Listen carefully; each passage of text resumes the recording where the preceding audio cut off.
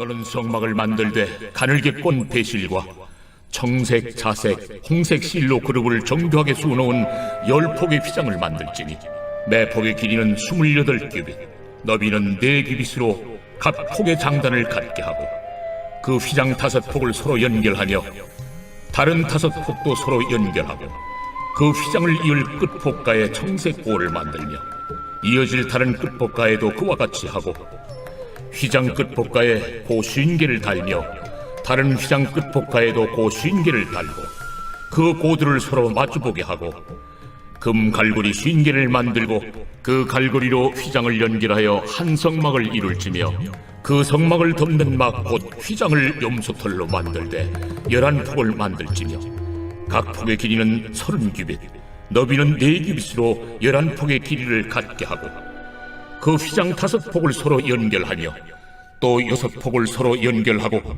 그 6째 폭 절반은 성막 전면에 접어 들이우고 휘장을 이을 끝폭가에 고 50개를 달며 다른 이을 끝폭가에도 고 50개를 달고 놋 갈고리 50개를 만들고 그 갈고리로 그 고를 꿰어 연결하여 한 막이 되게 하고 그 막 곧 휘장의 그 나머지 반폭은 성막 뒤에 늘어뜨리고 막 곧 휘장의 길이에 남은 것은 이쪽에 한 규빗 저쪽에 한 규빗씩 성막 좌우 양쪽에 덮어 늘어뜨리고 붉은 물들인 순양의 가죽으로 막의 덮개를 만들고 해달의 가죽으로 그 윗덮개를 만들지니라. 오늘은 성전의 성막의 휘장에 대한 내용을 저와 여러분이 같이 이 아침에 좀 잠깐 살펴보도록 하겠습니다.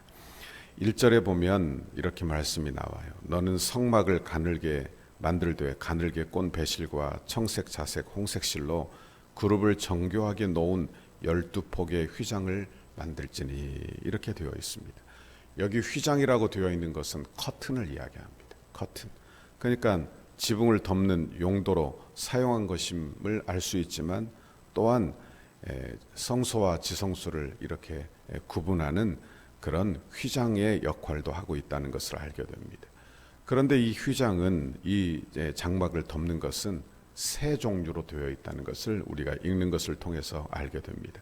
1절부터 첫 번째 휘장이 나오고 덮는 장막이 나오고 7절부터 또 다른 게 나오고 14절부터 또 다른 게 나오죠. 이렇게 세 개로 되어 있습니다.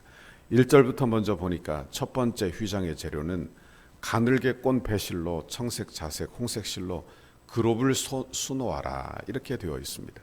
배실로 짠 거니까 원래 하얀색 바탕에 청색, 자색, 홍색 실로 그룹 천사들을 수놓았다 그런 말씀입니다. 그리고 그 크기가 어느 정도 되느냐 2절에 보니까 길이가 28규빗 약 14m 정도 되고 세로가 4규빗 2m 정도에 해당이 됩니다.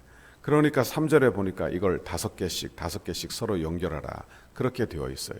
그러니까 보통 어느 정도가 되느냐 14m는 그대로 있고 5개를 연결했으니까 2m씩 5개니까 10m가 되는 것입니다. 그리고 4절 5절에 보니까 연결점마다 청색 고를 만들어 50개 고를 달아라 그렇게 되어 있는 것입니다. 그러니까 길이가 총 어떻게 되는가 하면 14m의 폭 14m의 길이가 20m 정도 되는 그런 큰 첫 번째 휘장이 나오게 되는 것입니다.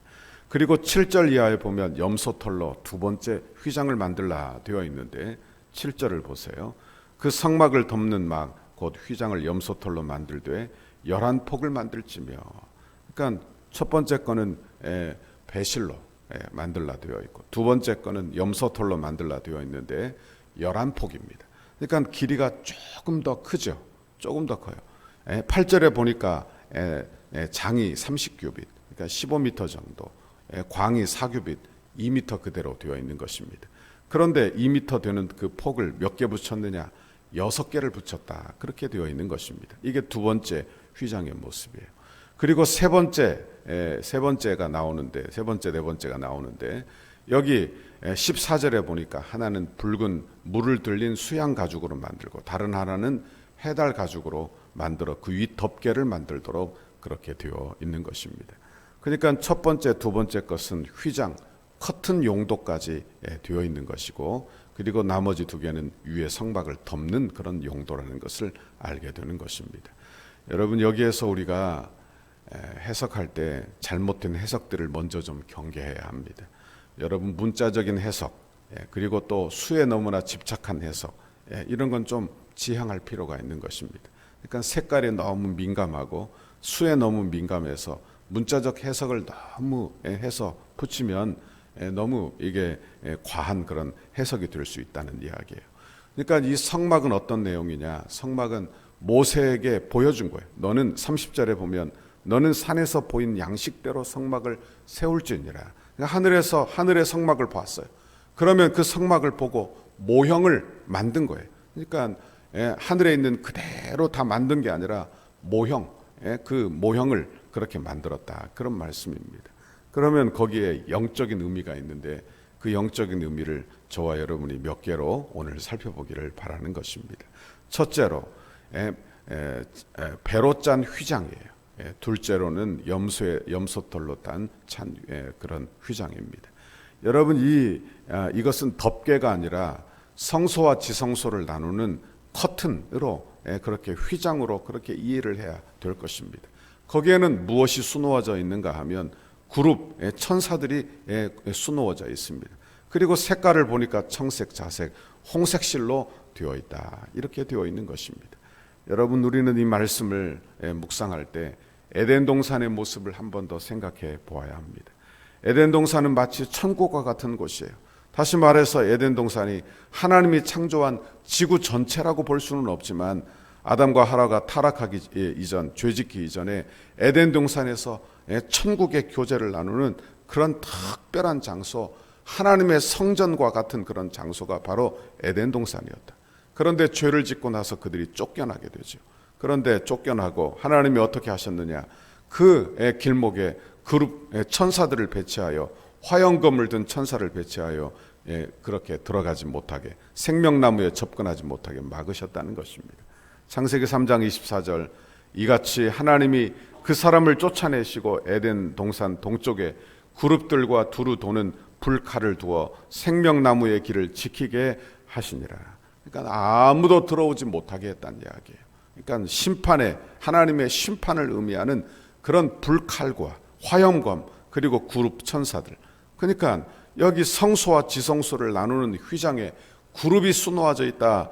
이것은 그 색깔을 보아도 청색, 자색, 홍색 이건 하나님의 심판을 그렇게 보여주는 그런 색깔이라 하는 것입니다. 여러분 하나님의 거룩한 지성소에 누가 들어가느냐? 죄 있는 사람은 들어갈 수 없다는 말씀이에요. 여러분 히브리서 12장에 보면 하나님은 소멸하시는 불이시라 그렇게 소개하고 있는 것입니다. 여러분 성소와 지성소의 휘장을 통해서 우리가 깨닫는 게 뭐냐? 그것은 하나님과 우리 사이에 죄가 있다면 영적으로 단절된 그런 영적인 모습을 보게 되는 거예요. 여러분 이것을 우리가 성막을 통해서 보게 되는 것입니다. 그런데 이 휘장이 찢어지는 장면이 성경에 나옵니다. 예수님께서 십자가에서 죽으실 때 성전의 휘장이 위로부터 아래로 찢어지는 장면이 성경에 나오는 거예요. 마태복음 27장 51절에 여러분 우리 주님이 그러므로 이제 우리 주님의 몸이 이렇게 죽으심으로 말미암아 여러분 우리가 지성소로 들어갈 하나님의 성전으로 들어갈 길이 열리게 된 줄 믿습니다. 히브리서 10장 19절에 보면 그러므로 형제들아 우리가 예수의 피를 힘입어 성소에 들어갈 담력을 얻었나니 그 길은 우리를 위하여 휘장 가운데로 열어놓으신 새로운 살 길이요 휘장은 곧 그의 육체니라 이렇게 되어 있어요. 그러니까 예수 그리스도께서 십자가에서 죽으실 때 천국으로 들어갈 길을 열어놓으셨다. 그리고 그 휘장이 찢어졌는데 그 휘장은 곧 그의 육체니라 이렇게 기록하고 있는 것입니다. 여러분 성막은 예수 그리스도를 의미해요. 그리고 이 휘장은 예수 그리스도의 몸을 의미한다. 그리고 그 휘장이 찢어짐으로 우리의 살 길이 열렸다. 그런 말씀입니다. 요한복음 10장 9절 내가 곧 문이니 누구든지 나로 말미암아 들어가면 구원을 받고 또 들어가며 나오며 꼴을 얻으리라. 이렇게 말씀했어요. 여러분 예수님만이 우리의 산 길이신 줄 믿습니다. 우리의 죄를 담당하시고 그리고 우리에게 천국의 길을 여신 분이 오직 우리 예수님 한 분밖에 없는 줄 믿습니다. 그러므로 예수를 믿음으로 우리 주님과 온전한 교제에 이르게 되는 거예요. 여러분 원하기는 저와 여러분이 오늘도 이 새벽에 예수 그리스도 붙들어 주님 앞에 나가는 우리 모두가 되실 수 있기를 간절히 바랍니다. 우리가 하나님의 거룩한 지성소에 들어갈 수 있는 유일한 길, 그게 바로 예수 그리스도예요. 예수 그리스도. 우리는 하나님의 이름을 부르고 예수의 이름을 힘입어 기도하게 되는 것입니다.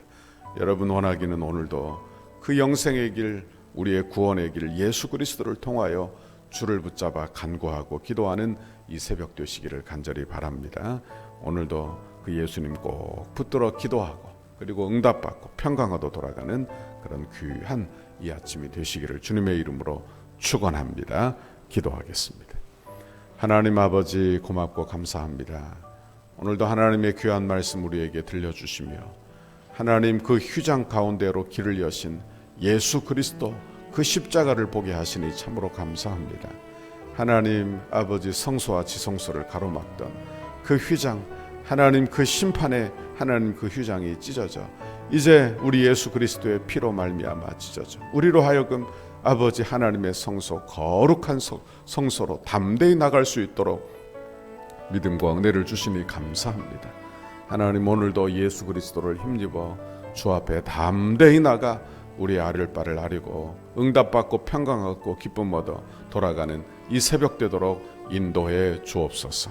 감사합니다. 예수님 이름으로 기도하옵나이다. 아멘.